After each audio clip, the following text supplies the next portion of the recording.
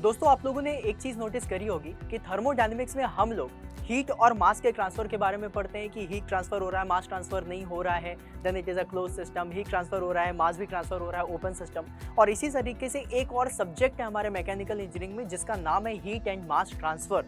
तो मतलब थर्मोडायनेमिक्स और हीट और मास ट्रांसफर, इन दोनों में फर्क क्या है, कभी सोचा है?